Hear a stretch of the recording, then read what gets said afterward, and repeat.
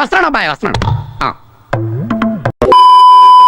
So WhatsApp guys, welcome back to my one more Binni blog. పొద్దుల ఫ్రెండ్గా call చేసింది, దారా బయటికి వచ్చేద్దాం, కూరగాయలు కొందామని చెప్పిండు. సరే దర్రా బై పోదాం కొనుక్కుందామని చెప్పిన నేను గుడ్డంగా.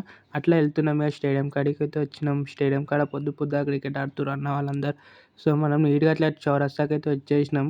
చౌరస్తాకు పోయినాం, సీదా కూరగాయల మార్కెట్కి పోయినాం.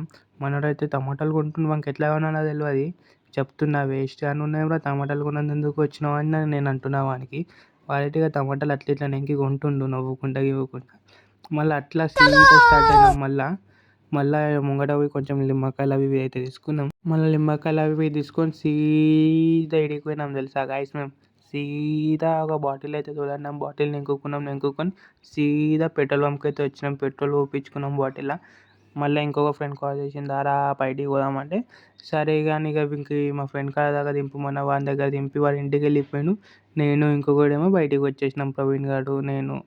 మళ్ళీ ఒక మినీ బ్లాగ్లో కలుస్తా. Bye bye.